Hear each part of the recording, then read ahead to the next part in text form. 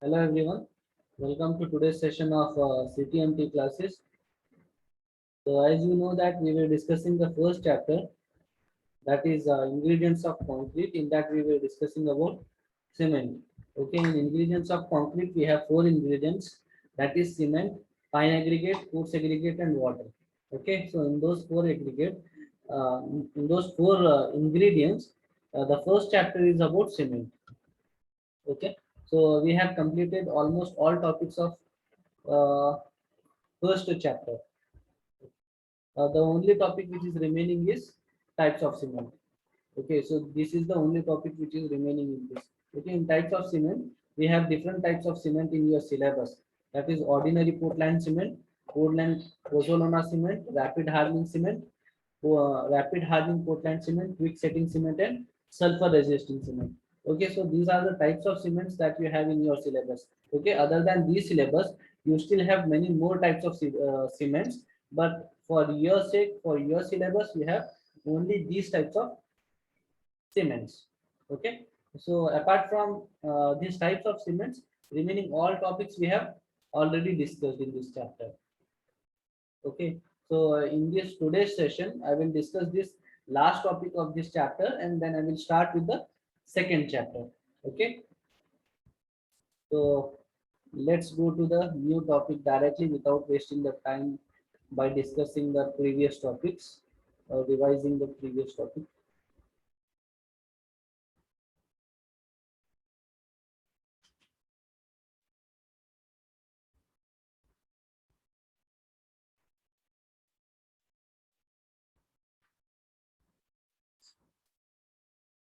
Okay.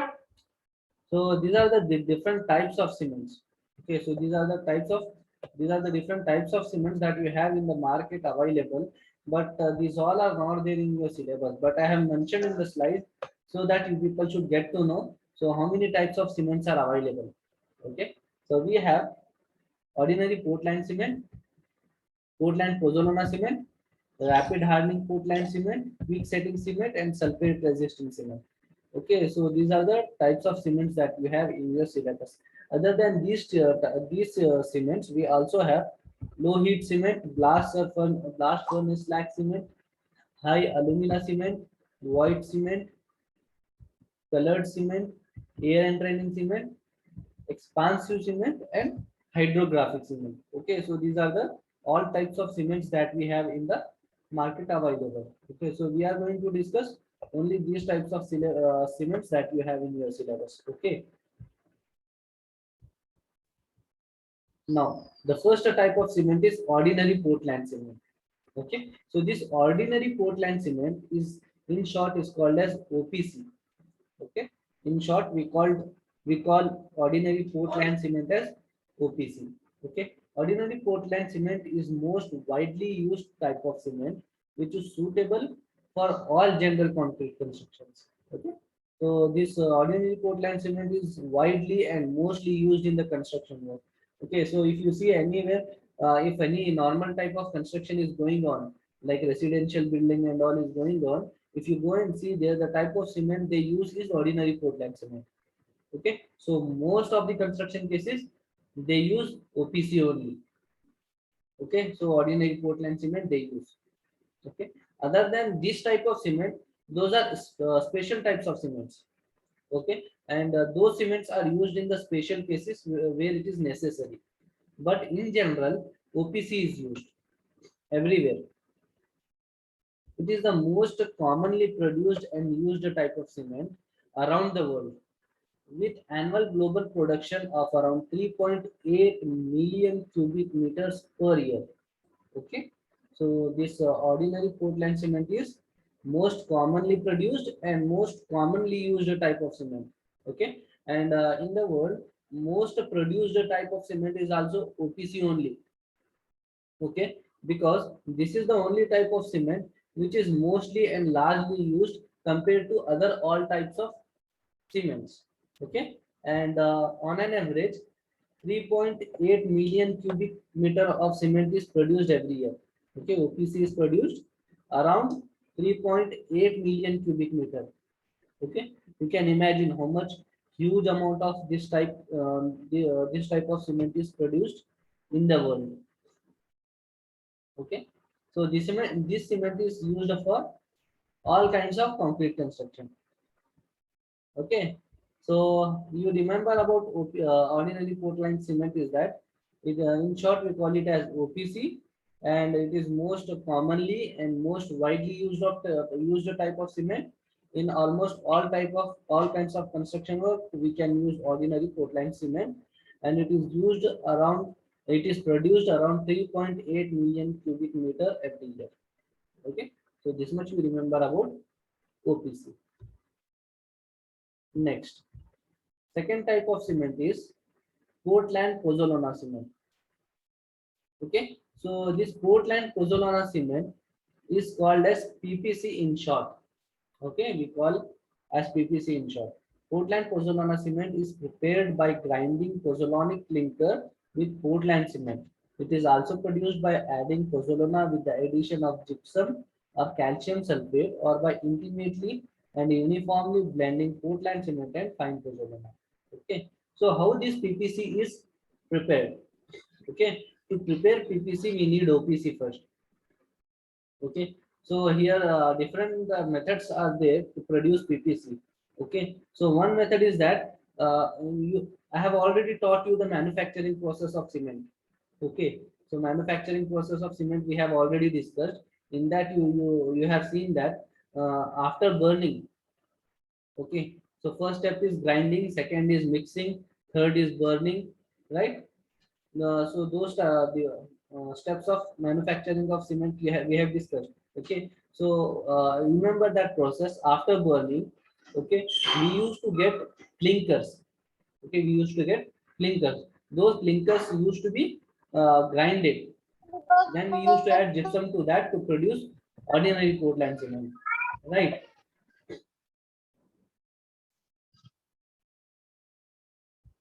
Okay, so here to prepare PPC, okay, to prepare Portland Pozzolana cement, when you are grinding the clinkers of OPC, at that time you have to add pozzolana to that. Okay, at that time if you add pozzolana to OPC or the clinkers of OPC, then you will get PPC. Or otherwise, what you can do is you have to take OPC cement, then you have to take fine pozzolana, then you have to blend them. Blend them in the sense you have to mix them intimately in the proper proportion with the okay, uniformly you have to blend them. Okay, so you take OPC, then take fine pozzolana, then mix them uniformly, then you will get PPC. Understood? So this is how the Portland Pozzolana cement is produced. This cement has Hello. high resistance to various chemical attacks on concrete compared with ordinary Portland cement, and thus it is widely used. Okay, so what is the speciality of PPC? Okay, instead of OPC, why we will go for PPC? Okay, so the main reason of the main property of PPC is that it is having high resistance to the chemical attacks. Okay, so there will be some weather conditions where there will be more attack of chemicals on the concrete structure. Okay, suppose if you are doing construction underwater where the water contains some chemicals. Okay, so if that type of surrounding is there, that type of environmental condition or weather is there, so in that weather condition, if you prepare the concrete structure with ordinary Portland cement, then your concrete will get affected by those chemicals. Okay, so at that time you will be having a need to produce a concrete which is having resistance to the chemical attack. Understanding? Okay, so Hello, sir. Portland, yes, Sir, can you speak louder? louder. Yeah. Okay, I'm already speaking so loud. I don't know why my voice is so less audible to you. Sir, I can't get it your voice. Is it audible now? Sir Audible आहे. Audible आहे. Okay, so Sakshi, you will be Sir, I having. say, can you speak louder? You are already audible. What do you mean by louder? If I am audible, then what is the problem? Sir जो तुमचा mike आहे ना ते थोडं तुमच्या जवळ पकडा म्हणजे असं आवाज मोठा येईल. सर तुमचा आवाज जरा हळू येतोय हो. I don't know Marathi. Sir आपकी आवाज है ना थोड़ी कम आती है हमारे तरफ. थोड़ा अपना माइक है जो आप तुम्हारे पास पकड़िए थोड़ा. Is it audible now? Is it proper? Yes, sir. Yes, sir. Okay.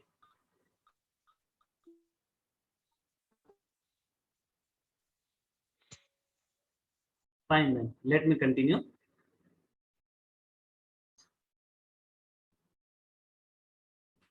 Okay, what I was telling is,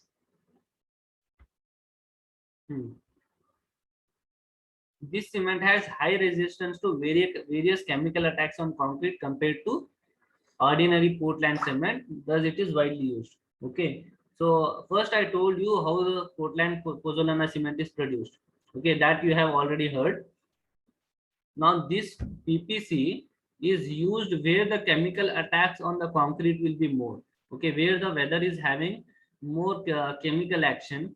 So in those places, if you construct a concrete structure by ordinary Portland cement, then that concrete will get affected by the chemicals. Okay, then that concrete will get deteriorated and your concrete structure will fail.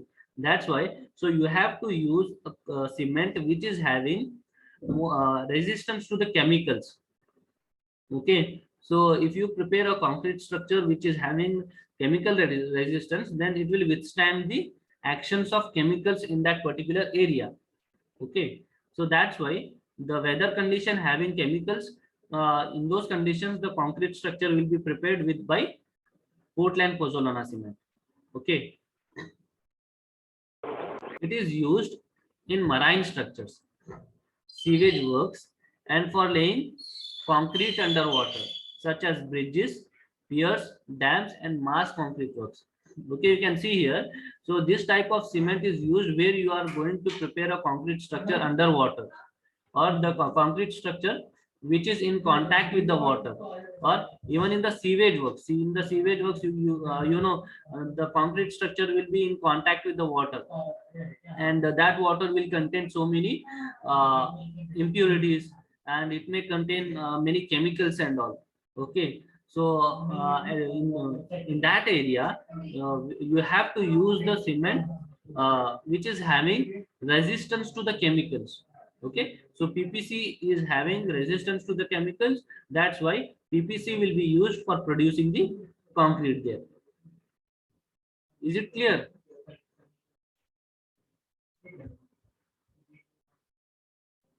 Next, third type of cement is rapid hardening cement. Okay, rapid hardening cement. Rapid hardening cement attains high strength in early days. Okay, so this is the important property of rapid hardening cement. So here you can see the name itself indicate. What is the name telling? Rapid hardening. Okay, rapid hardening means getting hard in less time. Okay, so here rapid hardening cement attains the more strength in the less time. Okay, so what is the advantage of this is, so if you are filling a column in the formwork, okay, if you are filling a column by concrete in the formwork, so if you fill the concrete in the column today, then tomorrow you will come and remove the formwork. Okay, then you have to wait for 1 day to remove the formwork. No, formwork means the metal sheets and this one, the things that will be used to support the concrete when you are filling the plastic concrete or the liquid concrete. Okay, so that is called as formwork. So today if you are filling the concrete, tomorrow you have to come and remove for the columns. Okay, or otherwise if you are doing the slab concreting, then you have to wait for at least 20 days to remove the formwork, right? So if you use rapid hardening cement, okay, if you use rapid hardening cement, then you can remove the formwork in the less time. Okay, within a very short period of time, you can remove the formwork. Suppose morning you have filled the column, then in the afternoon you can remove the formwork. Okay, then by the afternoon you can use the same formwork for the other columns. So this way your speed of construction will increase. Understood? The strength of rapid hardening cement at the 3 days is similar to 7 days.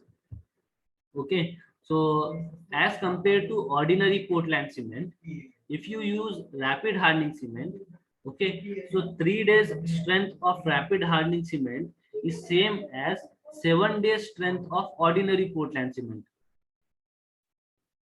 Understanding?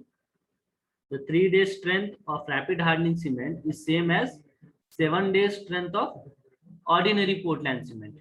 Okay, so thus the advantage of this cement is that the formwork can be removed earlier, which increases the rate of construction and decreases the cost of construction by saving the formwork cost. Okay, so what will happen if you use rapid hardening cement? It will increase the rate of construction. Okay, you can do the construction you can finish the construction work in the short period of time. Okay, and also it will save the cost of formwork. Okay, formwork you will bring it for rent. Okay, you have to pay for every day. How many days you will take the formwork for rent, that many days rent you have to pay, right? So instead of if suppose you need the formwork for 10 days, you can finish it by 5 days only if you are using the rapid hardening cement. Okay, so like this it will save the cost of formwork. Then rapid hardening cement is used in prefabricated concrete construction, road works, etc. Okay, so here prefabricated concrete constructions are done usually for bridges and all. Okay, and for road work and all, you will use this rapid hardening cement because there you need to finish the work with a very short period of time because there will be a problem of traffic and all. Okay, so that's why in those conditions you will use the rapid hardening cement. Okay. Next, fourth type of cement is quick setting cement. Now, if you see the names rapid hardening cement and quick setting cement, both seem same, but the difference between the quick setting cement and rapid hardening cement is that quick setting cement sets earlier. Okay, if you compare the quick setting cement and rapid hardening cement, quick setting cement will get hard or gain more strength earlier than the rapid hardening cement.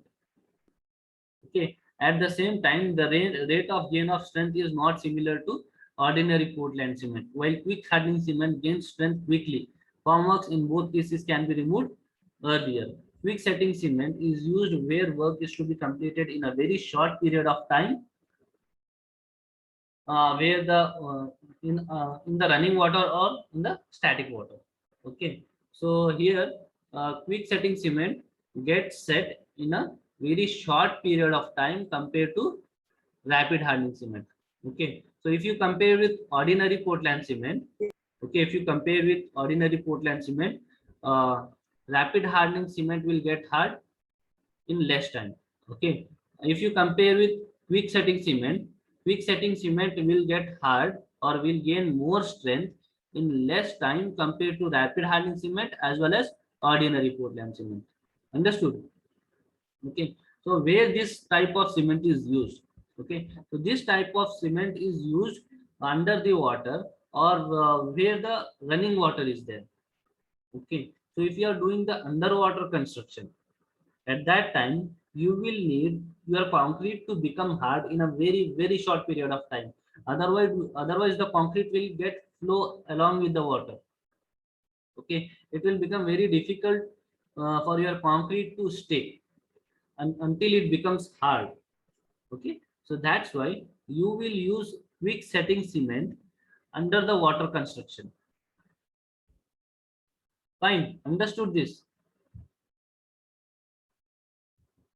Next type of cement is sulfate resisting cement. Okay. Sulfate resisting cement is used to reduce the risk of sulfate attack. Okay, it is used to reduce the attack of sulfate on the concrete, and thus is used in the construction of foundations where the soil has high sulfate content. The cement has reduced content of C3A and C4AF. Okay, so what is sulfate resisting cement? Sulfate resisting cement is a cement which is having a property to resist the attack of sulfate. Okay, which is having a property to resist the attack of sulfate on the concrete structure. Okay, so where this type of cement is used, it is used for the construction of foundation works. Okay, it is used in the construction of foundation works where the foundation is coming in contact with the soil having more amount of sulfate. Okay, this is the important point. Okay, where the sulfate resisting cement is used, it is used in the construction of foundation works where the footing or the foundation is coming in contact with the soil having more amount of sulfate. Okay, if the soil is having more amount of sulfate, if it is in contact with the foundation of the concrete structure, then it will deteriorate the foundation. Okay, if the foundation gets damaged, what will happen? The whole building will get collapsed. Okay, and this type of cement is having the less amount of C3A and C4AF. Okay, if you reduce this amount in the concrete in the cement, then it will gain the property of resisting from the sulfate attack. The sulfate resisting cement is used in the construction exposed to severe sulfate action by water and soil in the places like canals lining, culverts, retaining walls, siphons, etc. Okay, so these are the places where you will have to use the sulfate resisting cement. Okay, so these are the places where you will have more amount of sulfate. Okay, canal linings, because canal will be on contact with the soil under that. Okay, canals you have seen. Okay, in the canals are used to supply the water for agriculture fields. Okay, when they are constructing the canals will be in contact with the soil below the canal structure. Okay, then culverts, retaining walls. So these are the structure which will be in contact with the soil and water. Okay, so if the soil is having more sulfate, then it will damage the concrete. Okay, so in those areas you have to use sulfate resisting cement for the construction. Okay, so this completes your first chapter. If you people have any kind of a doubt in this, you can ask me. Otherwise, I will start with the next chapter, second topic. Sorry, second unit.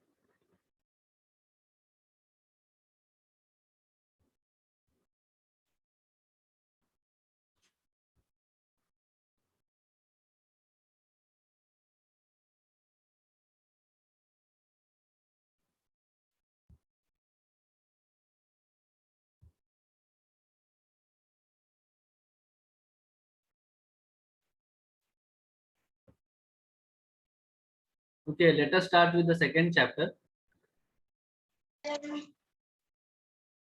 That is ingredients of concrete, coarse aggregate, fine aggregate, and water. Okay. In the first chapter, we had seen about cement. Okay, first chapter or first unit was about ingredients of concrete, and in that we discussed about cement. Now the second chapter is about ingredients of cement itself, but other ingredients than cement. We are going to discuss here in this chapter about coarse aggregate, fine aggregate, and water.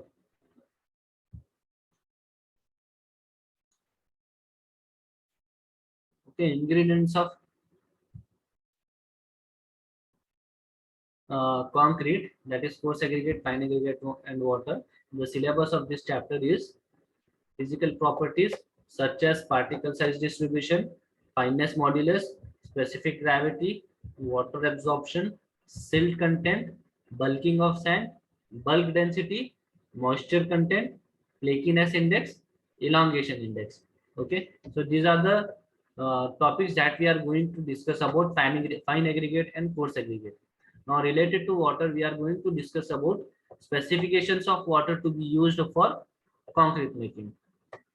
Okay, so by including first unit and second unit, we will finish discussing all the ingredients of concrete in detail. Okay. Now, before starting the chapter, we should know what are aggregates first. Okay, before we discussed about physical properties of aggregates, we should know what are aggregates. Aggregates are inert granular material such as gravel or crushed stone that along with the water and Portland cement are essential ingredient in concrete. Okay, so what are aggregates? Aggregates are granular material. Okay, these are the granular material, and it is uh, like sand, it is like gravel, or it is like a crushed stone. Okay, so these aggregates, when you mix it with the cement and water, okay, when you mix these aggregates with the cement and water, you will get the concrete. Okay, so to produce a concrete, aggregates are the most essential part. Okay, most important part.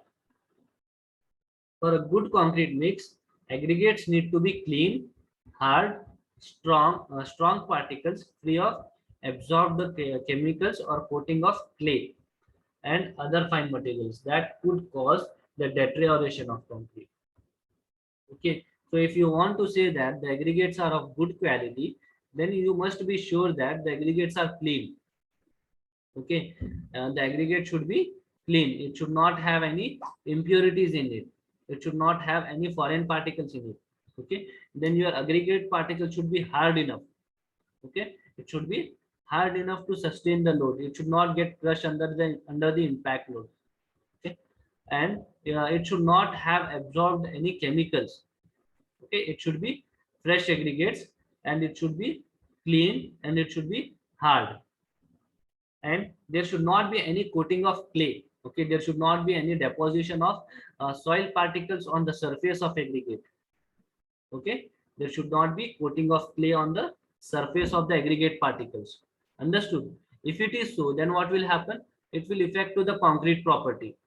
Okay, then the concrete that you will produce with the aggregates having like coating of clay or impurities in it, then the concrete that you will produce will not be of good quality. Okay, to prepare a good quality of concrete, you should have a good quality of aggregate. If you are saying the quality of aggregate is good, it means that the aggregates are clean, the aggregates are hard, the aggregates are free from any chemical contents.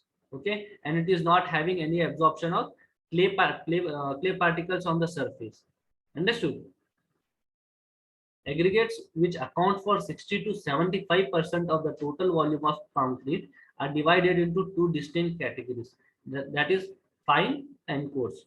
Okay, so totally in the concrete, okay, if you take concrete of like 1 meter cube, then that 1 meter cube of concrete will be having around 60 to 75% of aggregates in that. Okay, remaining 25 to 35% is just your water and cement. Okay, the quantity of water and cement is just around 25 to 35%. Remaining all is aggregates itself. Okay, so if you take the concrete, the huge amount of concrete contains aggregates only.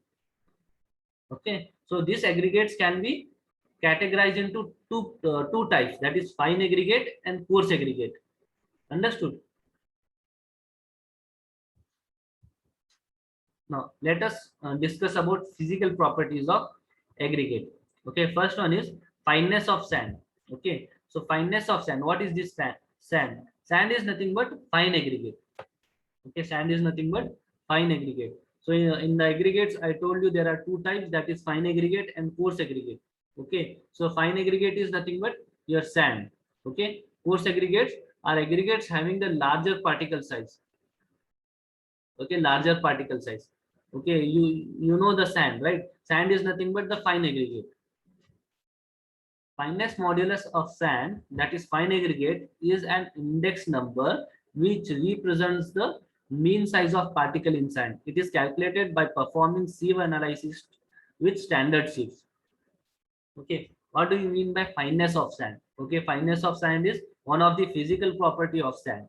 Okay, so fineness of sand is nothing but it is the mean size of the sand particle. Okay, if you have selected one particular type of sand, if you want to know the fineness of that sand, it means that what is the particle size, mean particle size of that sand.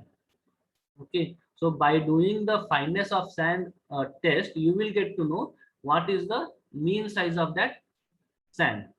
Okay, the cumulative percentage retained on each sieve is added and subdivided by 100, gives the value of fine aggregate. To find the fineness modulus of fine aggregate, we need the sieve sizes of 4.75 mm, 2.36 mm, 1.18 mm, 0.6 mm, 0.3 mm, and 0.15 mm. Fineness modulus of finer aggregate is lower than the fineness modulus of coarser aggregate. Okay, so if you want to do the test of fineness of sand on this fineness of sand, then you will require the sieve sizes. You will require the sieves. What do you mean by sieve? Sieve is nothing but it is a screener. Okay, it is a screener. You might have seen sieve in your homes before preparing chapati. You might have seen your mother will sieve the floor. Okay, so that the coarser particles of the floor will get away. Okay, before making the chapati or roti, the flour will be there, atta will be there. No, that atta they will screen it first before kneading the flour, because if the coarser particle are present in the flour, that has to be removed to prepare a good quality of chapati, right? So like that, the screen that it is the same way. Okay, it is the same. Sieve is nothing but the same. Okay, but these sieves are having the different sizes. Okay, that sieve will be having a mesh in that, right? A mesh is nothing but a screener. Okay, so that the size of that screen are different here. Okay, so one is having a size of 4.75 mm, and second 2.36, 1.18, 0.6, 0.3, and 0.15. Okay, so these are the different sizes of sieves you will require to know the fineness of sand. Okay, so how we will do that, we will see in the next slide. Okay, so determination of fineness modulus of sand. Okay, how you will get to know the fineness of sand? To determine the fineness modulus, we need standard sieves or mechanical sieve shaker. Okay, if you are having just sieves, it is enough, you can shake it with your hands. Otherwise, there is a mechanical sieve shaker which is also available. If you in the mechanical sieve shaker, you can keep all the sieves in the ascending order, then you can shake it so that the sand will get sieved. Okay, and then you need sieves, or otherwise mechanical sieve shaker is optional, and you need oven. Okay, you need here oven to dry the sand, and also you need digital weigher or digital weigh scale to know the weight of sand. Okay, so what are the apparatus required here? We need sieves of different sizes. Okay, 4.6, okay, 2.3, 1.5, 0.6, those different sizes of sieves are required. Then we need oven and we need digital weigh scale. Okay, so these are the apparatus which is required. Now take a sample of fine aggregate in pan and placed it in the dry oven at a temperature of 100 to 110 degrees Celsius. After drying, take the sample and note down its weight. Okay, so if you want to know the fineness modulus of sand, you have to take a sample of fine aggregate. Okay, you have to take the sample of sand, then you have to keep it in the oven at a temperature of 100 to 110 degrees Celsius. Okay, so that your sand should get completely dried. Okay, after taking out from the oven, you have to take the weight of that sample. So what is the weight of that sample? You have to note down. Okay, take the sieves and arrange them in the descending order. Okay, in the descending order you have to arrange with the largest sieve on the top. If the mechanical sieve shaker is using, then put the order sieves in the position and pour the sample in the top sieve and then close it with sieve plate. Then switch on the mechanical, and the shaking of sieve should be done at least for 5 minutes. Okay. So what you have to do here, you have to arrange all those sieves in the descending order. Okay, so the largest sieve should be at the top. Okay, largest sieve should be at the top, then less than that it will be below that, and less than that will be below that. So in the descending order, you have to arrange all the sieves. Okay, in the descending order, you have to arrange all the sieves. Then you have to put the sample of your sand on the top sieve. Okay, then you have to shake it for at least 5 minutes. Okay, at least for 5 minutes you have to shake the sieves. Okay, then your all the sand particle will get sieved. Understood? After sieving, record the sample weights retained on each sieve. Okay, so after completing the shaking of your sieves, you have to disassemble all the sieves. Then you have to see how much amount of sand is retained on the top of every sieve. Understood? You have to take out the sieves and you have to see how much amount of sand is retained on the top of each sieve. Then you have to take the weight of that sand. Okay, suppose 4.75 mm sieve is there. On the top of that, how much amount of sand is retained? Take that sand and take the weight of that sand. Okay, then you write down in 4.75 mm sieve, this much amount of sand is retained. Then take 0.3 mm size of sieve. Okay, see how much amount of sand is written on that sieve, then note down. Okay, so this you have to do for all the sieves. Understood? Okay, for example, okay, let us say you have taken 1000 gram of sand. Okay, that is 1 kg. Okay, for example, you take 1 kg of cement and do the whole procedure that we have discussed.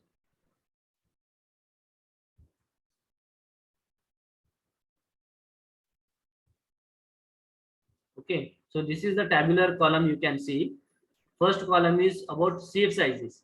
Okay, so you have to arrange all the sieves in the descending order, right?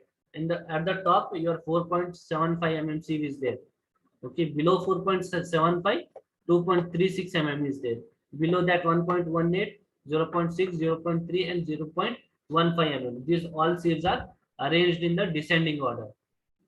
Okay, then you have taken 1000 gram of sand and you have put it on the top of 4.75 mm sieve.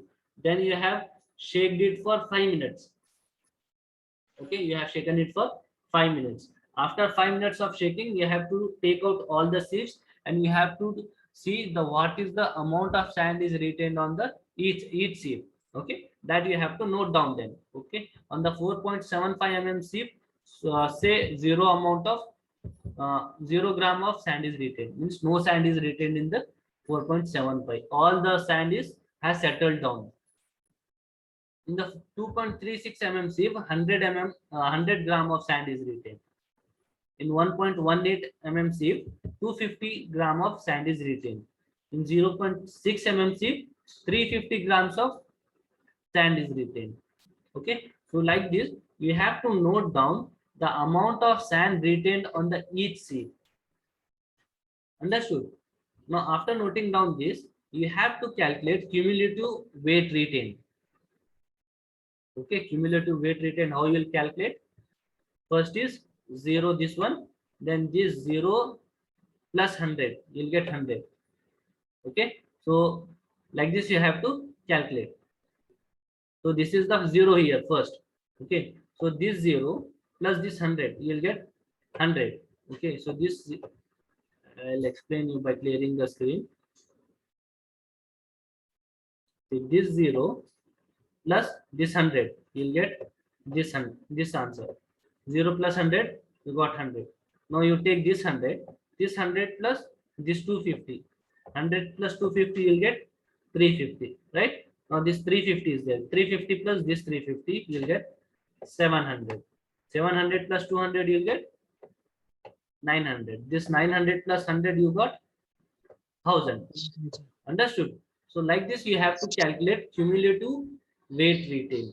Okay. So this column you got it by adding those. Now last is cumulative percentage weight retained. Okay. So this column you will get by dividing 100 by this column. Okay. So this is the 0 divided by 100. You will get 0 only. This 100 divided by 100. Oh, sorry. Divided by 100 into 100 you have to do. Sorry, not like that. Cumulative percentage retained is divided by 10 into 100 you have to do. Okay, it is there in the first slide.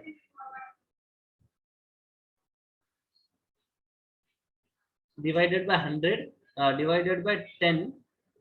Sorry, divided by 100 into 10.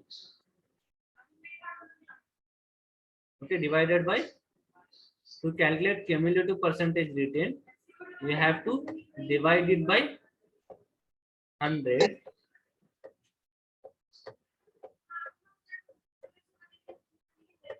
You'll get these values. Understood? Then you have to calculate the total of this.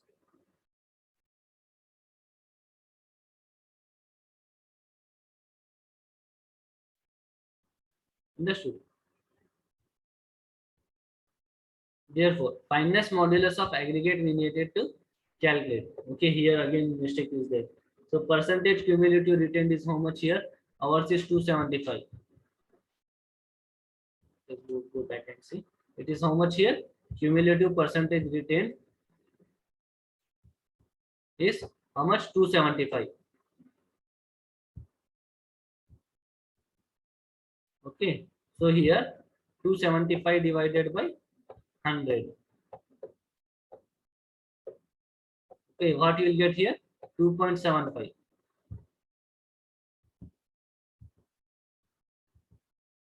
2.75. Okay, so this answer will come here. Fineness modulus of fine aggregate is how much? 2.75.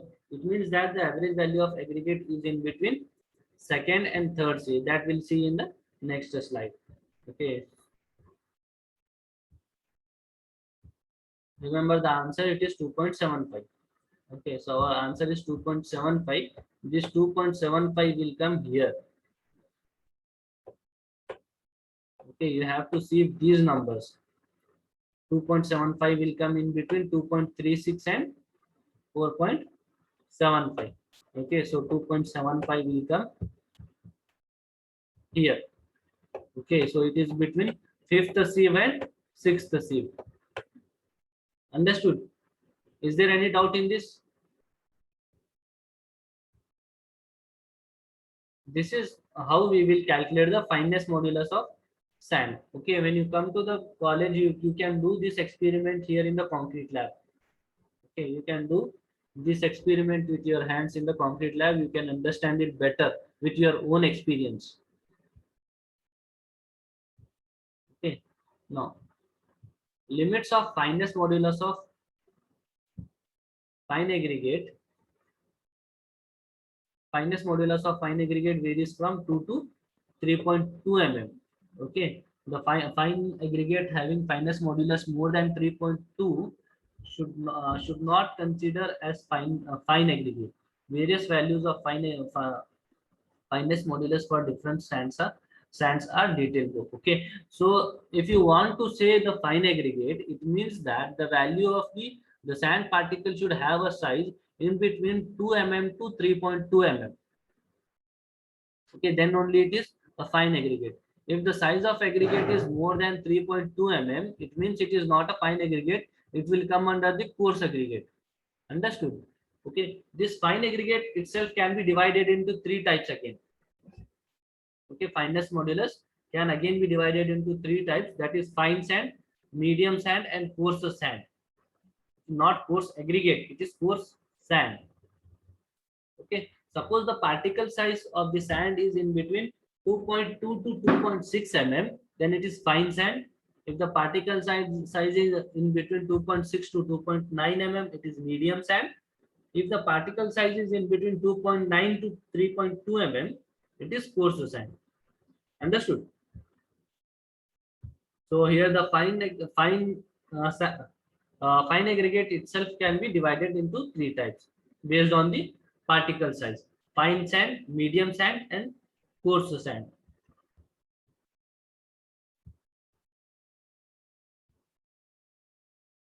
Next a physical property is specific gravity and water absorption of aggregate.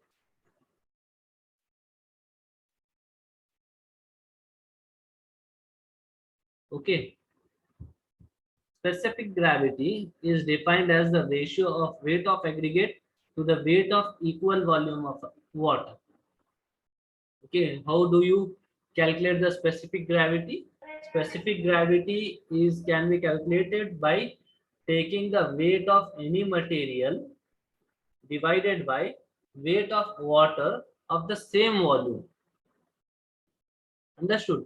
Here we are going to see the weight of specific gravity of aggregate. Okay, if you want to calculate the specific gravity of aggregate, then what you have to do? You have to take the weight of aggregate. Okay, then the same volume of water you have to take, and then you have to take the weight of that volume of water, then divide it with the weight of aggregate, then you will get the value of specific gravity of aggregate. Okay, so this can be done with the help of test. There is a test to calculate the aggregate specific gravity of aggregate. Okay, the specific gravity of an aggregate is considered to be a measure of strength or quality of material. Aggregates having low specific gravity are generally weaker than those with high specific gravity. This property helps in general identification of aggregate. Okay, so specific gravity of the aggregate also indicates the strength of aggregate. Okay, if the aggregates are having more specific gravity, it means that the aggregates are strong and having more strength. If the specific gravity of aggregate is less, it means that the aggregates are weak and it is having less strength. Understood? Now let us see how can we do the test on aggregates to know its specific gravity. Okay, you need a wire mesh basket. Okay, you can see here in the figure. This is a figure of wire mesh basket. Okay, so wire basket of not more than 6.3 mm mesh. Okay, so this wire mesh basket that you have, it should not have the size of more than 6.3 mm. Okay, it is having a perforated container of convenient size within with thin wire hangers for suspending it from the balance. Okay, so what you have this you can see the wire mesh basket on the screen. So the distance between the wires of this wire mesh basket should not be more than 6.3 mm. Okay, and you can see at the top there is a handle. It is used to hand to the weigh balance to check the weight. Okay, so this wire mesh basket is used to know the specific gravity of aggregates having the size more than 6.3 mm. Okay, then if the size of aggregate is less than 6.3 mm, then we will use pycnometer. Okay, we use pycnometer to know the specific gravity. It means that pycnometer is used in general words. We can say that pycnometer is used to know the specific gravity of sand, and wire mesh basket is used to know the specific gravity of aggregates. Okay, now let us see the setup. The setup consists of container for filling water and suspending the wire basket in it, and at an airtight container of capacity similar to that of a basket, shallow tray, and 2 dry absorbent clothes. Okay, so these are the things that we need here to do the test. Okay, we need a container. Okay, we need a container, then we need a wire mesh basket, we need a shallow tray, then we need at least 2 absorbent clothes, okay, to dry the aggregates. Okay, so and here in the figure you can see the setup. Okay, so this is the setup to do the test. Okay, you can see here wire mesh basket is there and it is hanging to the top. Okay, it is hanging to the top because what is the weight of this wire mesh basket will be seen here by the digital weigher, okay, or digital weigh scale. So here in this digital weigh scale we'll get to know what is the weight of that. Okay, and here at the bottom you can see the container, and in this container the wire mesh basket is immersed. Okay, we will immerse the wire mesh basket into the container containing water. Okay, we will check the water weight of that basket in the water. Okay, that we will see in the procedure.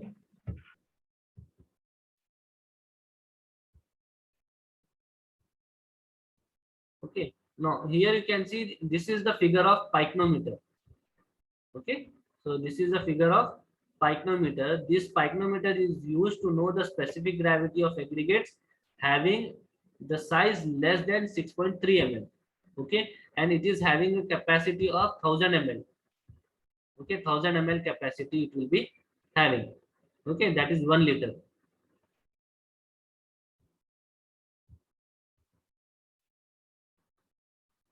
Now let us see the test procedure. The reference is IS 2386, Indian Standard 2386, Part 3, 1963 methods of test for aggregate for concrete. Determination of specific gravity, reaffirmed December 2016 for procedure. Okay, so this procedure of test is taken from this Indian Standard 2386. Okay, so about 2 kg of aggregate sample is taken. Okay, what we have to do? We have to take a 2 kg of aggregate sample having the size more than 6.3 mm. Okay, so here we are going to do the test of specific gravity for coarse aggregate. Okay, then wash to remove the fines and then placed in the wire basket. The wire basket is then immersed in water which is at a temperature of 22 to 32 degrees Celsius. Okay, so what you have to do, you have to take the aggregates which are clean and which are washed.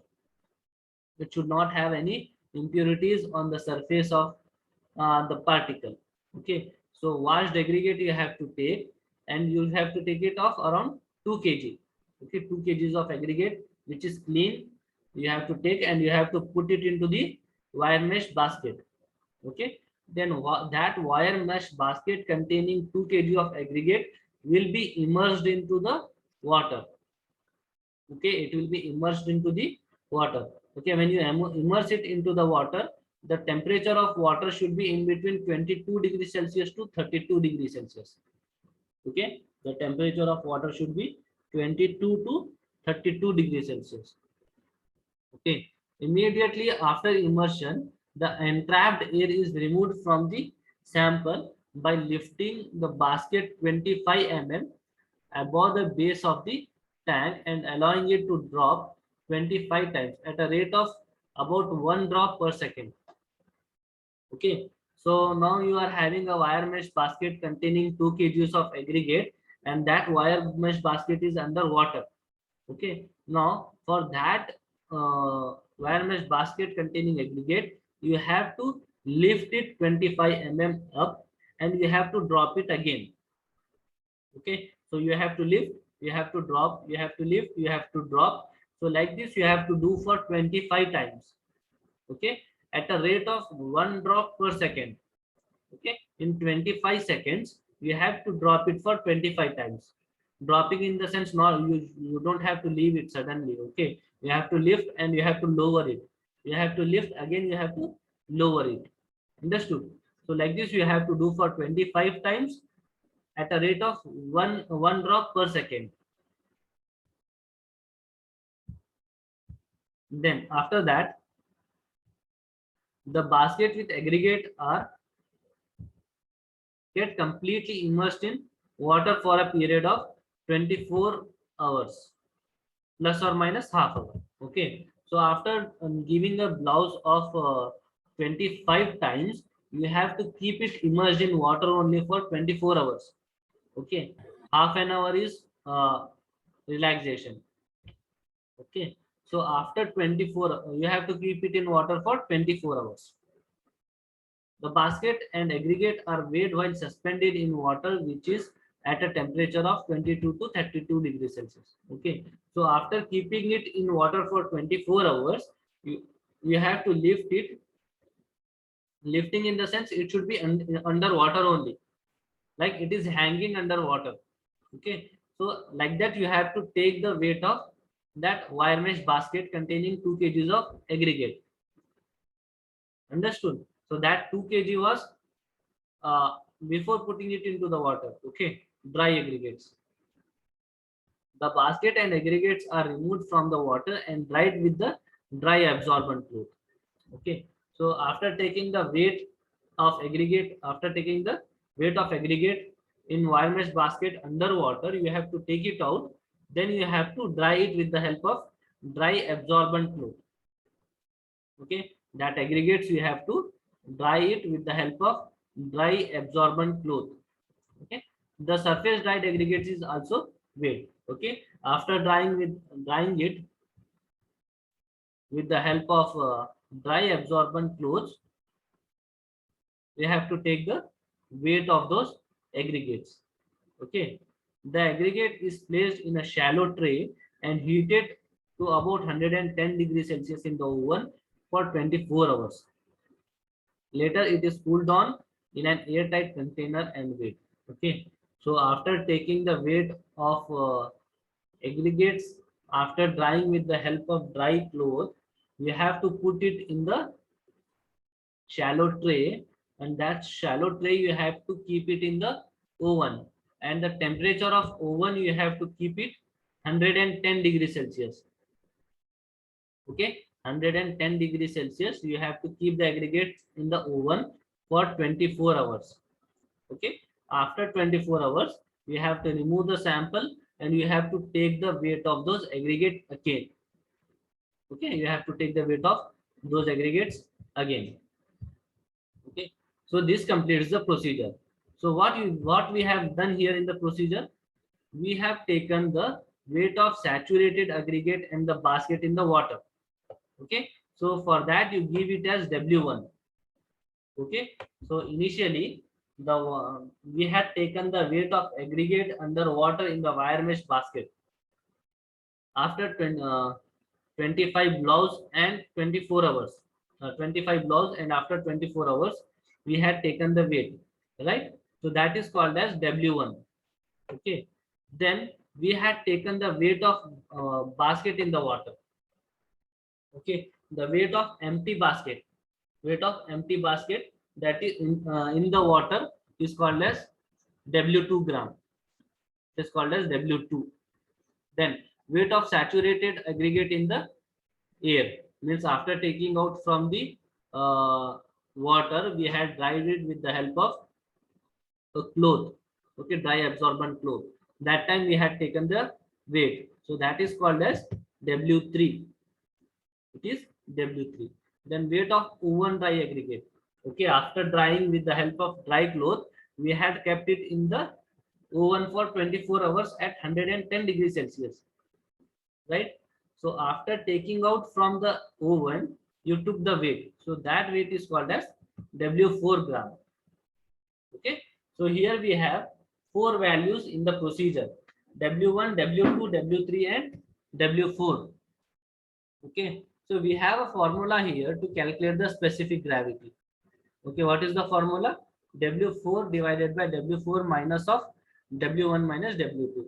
Okay. If you put the values in the formula, you'll get the specific gravity of aggregate. Okay, you have one more formula to calculate bulk specific gravity. Okay, with this values you can calculate bulk specific gravity also. Okay, so this is the procedure. to know the specific gravity of coarse aggregates. Understood?